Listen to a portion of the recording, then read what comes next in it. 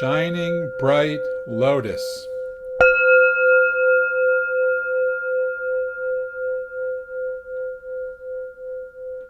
Good morning, everyone. Once again, hello, hello, hello. Today's Dharma reflection, small mind, big mind, one mind. And I'd like to dedicate it to Jumpo for his wisdom, his care, and his help in me understanding one mind. So I want to thank you for coming into the space of this practice and this presence together again today. And it's really my delight to see my friendly faces. As we settle into this moment, I invite us all to take a moment and just arrive into this space. We've had a nice meditation. We just had a nice service. Let's just kind of wiggle our butts right into our cushion. Notice our breath moving in and out, and just simply be here for a moment. Just feel that breath.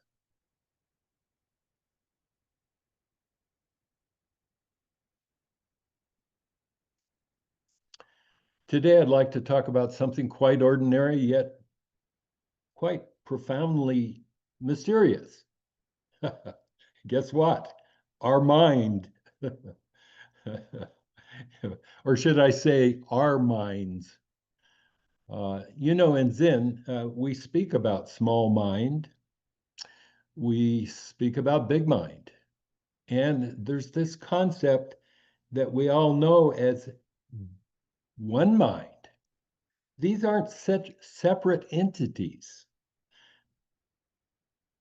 but rather different ways of experiencing this moment.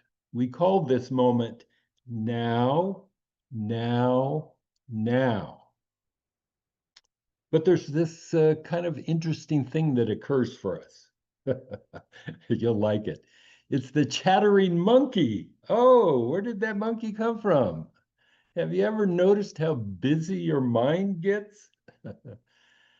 I was gathering my notes and getting kind of prepared for my small mind was in full force this morning. I was saying things in my mind. I hope I give a good presentation today. Oh, will I remember important parts of my talk? Oh, what if no one shows up today? Oh, damn, I forgot to respond to that email. Oh, I should have eaten something before I tried to talk to the Sangha. Oh, my knee hurts from yesterday. I did all that concrete work.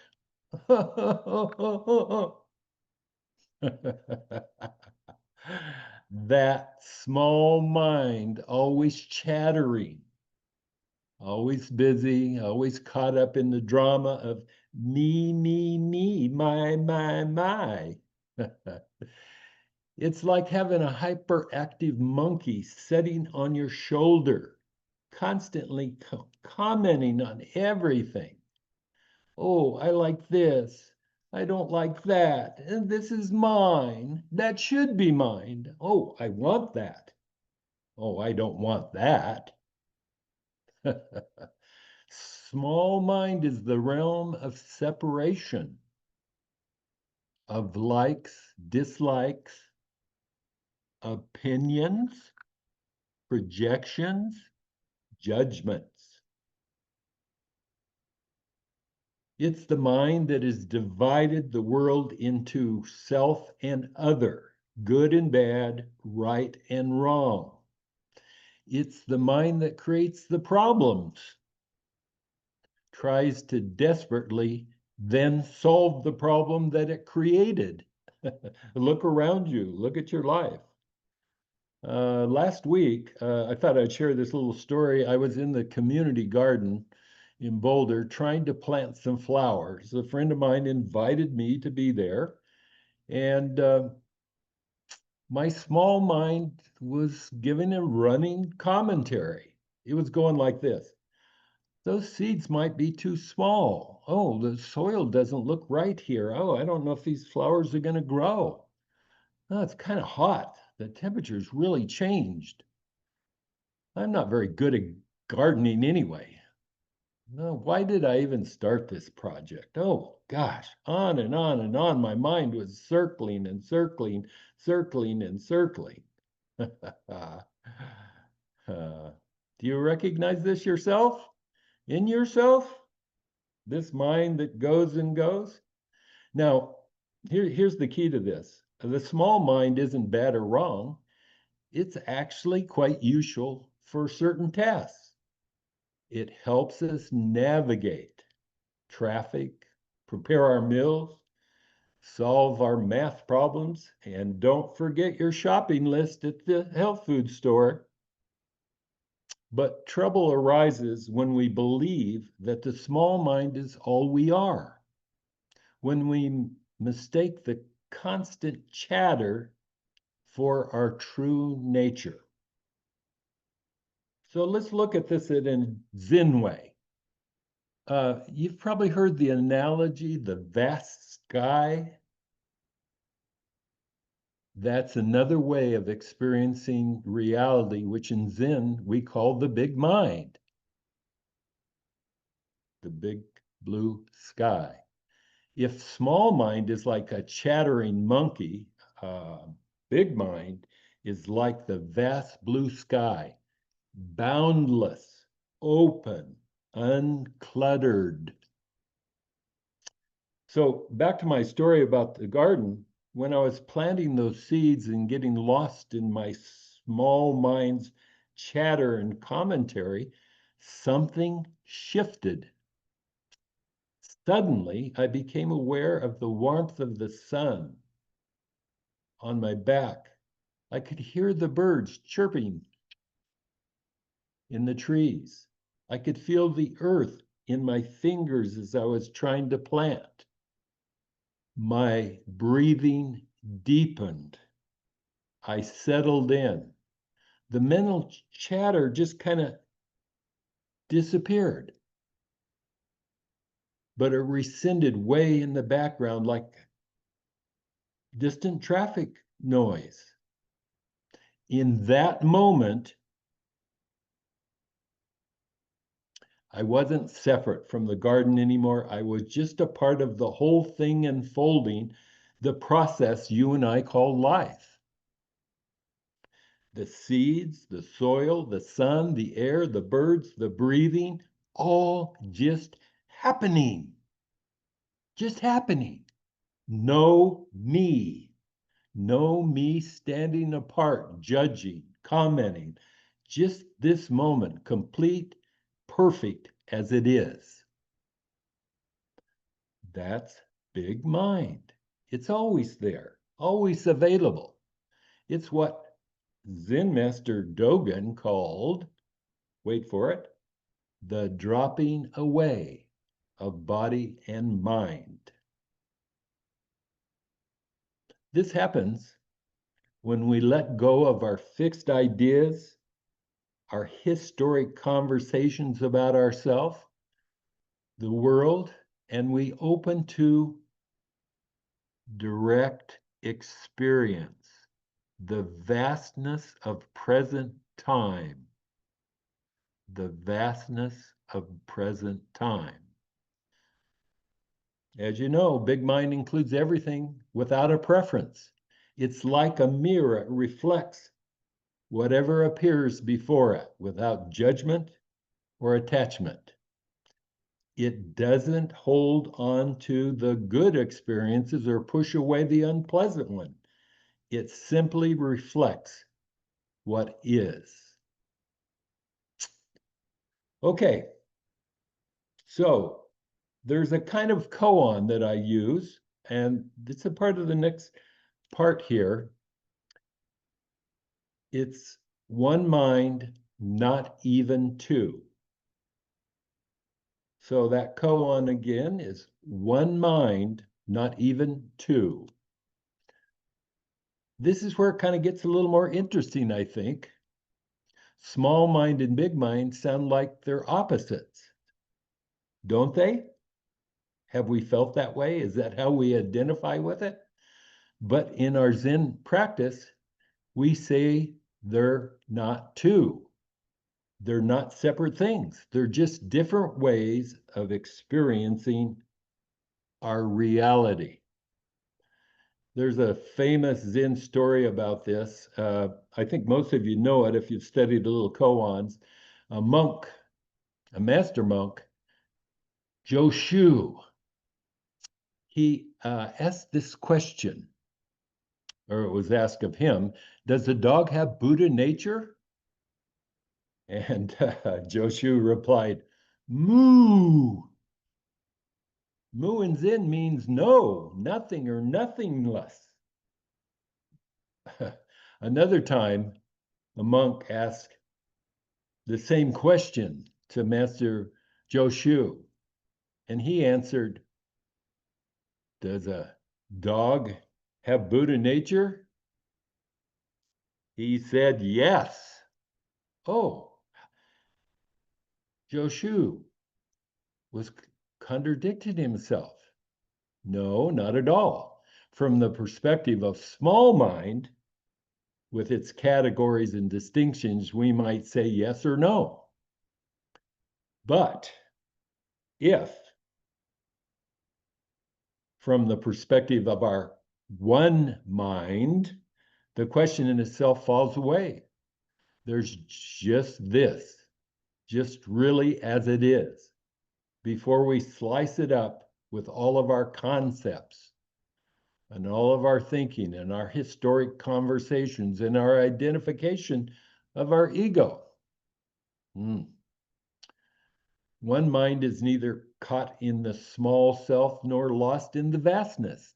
It is the ground of being from which small mind and big mind arise out of. Think about this. I always like this analogy. It's like waves on ocean. The wave is distinct, but are not separate from the ocean itself. It's all connected. It's all one. So there's a simple practice we can do right now to experience this. So let's take a minute. Let's take 3 breaths together. I'll kind of lead it. And, you can do the 4 in and 8 out, or however you do it, but let's just do 3 deep breaths together. And I'll just lead that now.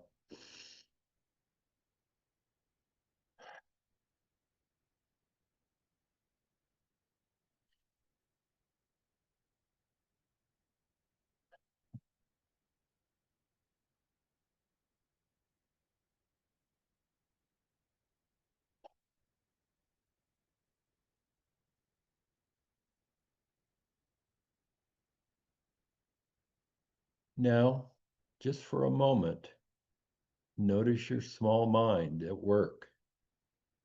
What thoughts were arising? What judgments, what plans, what commentaries are happening? Just notice without getting caught up in the content. It's kind of the experience we get from our regular meditations, Zazen.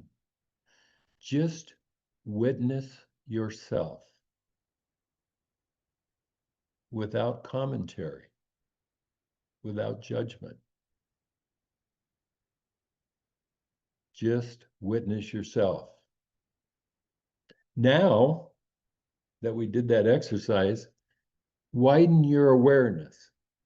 Feel the space around you. Do you hear any sounds in your room? Can you feel the air touching your skin? Can you notice your awareness expanding, including everything? Just be with choose and remember, as we talk about from the Mondo Zen facilitation. Clear, deep heart mind.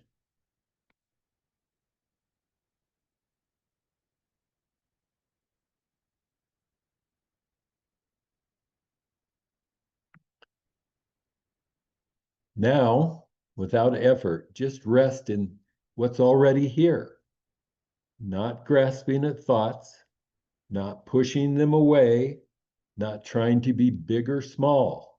Just this moment as it is. Let's just feel this moment as it is in a little longer pause.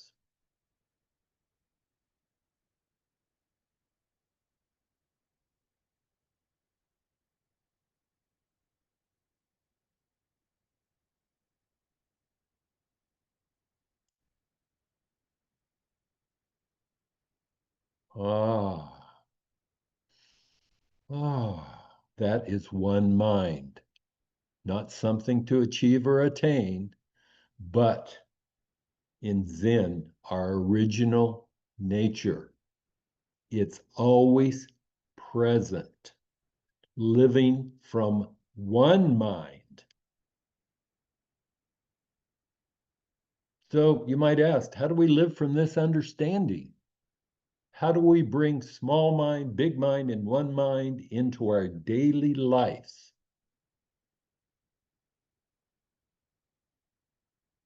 I think the first step might be, let's be more kind to our small mind. It's just doing its job. When it gets anxious, critical, clinky, can we smile at it and give it some understanding? Can we get the joke about it? That's one of the things Junpo used to say, get the joke, get the fuck off of it. Ah, there you are again, small mind, worrying about the future. Thank you for trying to protect me. But I'm okay right now. The second practice that I'm going to recommend is opening to big mind throughout the day. When washing the dishes, just wash dishes. When walking, just walk. You'll like this. And can you listen without an opinion? When you're listening to a friend, just listen. Come back to our senses. Come back to direct experience, moment by moment. Recognize it again and again and again. Finally, the key point, remember that one mind is always here, whether we recognize it or not. Sometimes we recognize it in little increments, and sometimes it lasts a little longer. As in Zen saying goes, before enlightenment, chop wood, carry water. Guess what? After enlightenment, chop wood, carry water. The activities may look the same, but they're infused with different quality, a sense of completeness, of nothing lacking, ongoing vastness.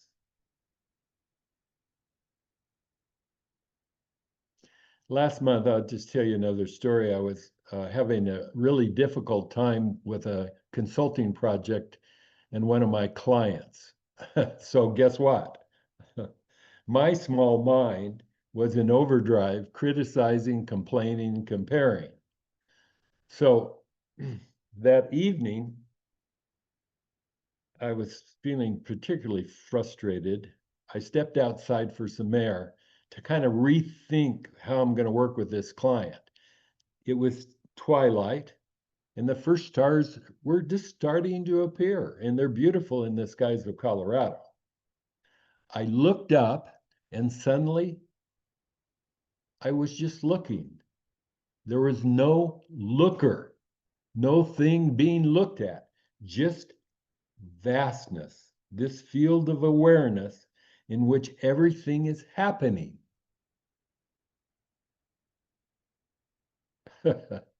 Of course, in that moment, I started laughing. All my problems had disappeared. I didn't have a problem. They were just held in a larger context. They were held in the one mind context, direct experience.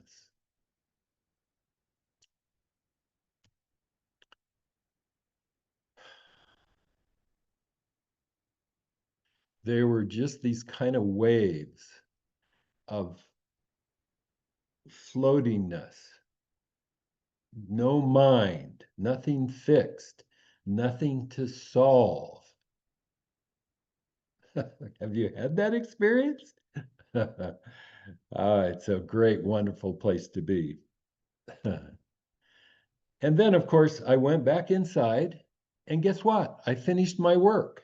My small mind got to its job, but now informed by the wisdom of big mind and grounded in one mind, the oneness that we are, that's always here, always present. This is the dance of our Zen practice, moving between particular, mundane, and the universal, between form and emptiness, between effort and non-effort. So, not getting stuck, not making a special state to attain, but finding freedom right in the midst of our ordinary life, in loving, caring compassion, self-love, and service to others are the mission of a bodhisattva. You might remember this Zen master Hakuin, who said, "This very place is the lotus land of purity. This very body is the body of Buddha. This is our natural nature." That's what we learn in Zen. That's why we're dedicated to bringing light into the world. Okay, our small mind with its quirks and neurosis, our big mind with its boundless compassion, and the one mind that encompasses everything. They're all here right now. That is the message. Not three separate things, but three aspects of our true Buddha nature. So, as you go about your week, I invite you to play with these new perspectives, this mindfulness. Notice when you're caught in your small mind's drama and go, oh, my monkey's chattering again, and have a laugh with it. Have some fun with that small mind. And then practice remembering and choosing to the big mind, the spaciousness. And then remember, one mind is always here. Your birthright, your true home. You've come home. So, this is one of the favorite things I've learned from Junpo. It's one of my favorite topics because as you practice your Zazen regularly, the vastness expands and you start accepting the small mind as a perfect tool to help you in the process of your day-to-day life. So with that, may all beings realize their true nature. May all beings be true from suffering. May all beings know peace. Thank you so much for listening.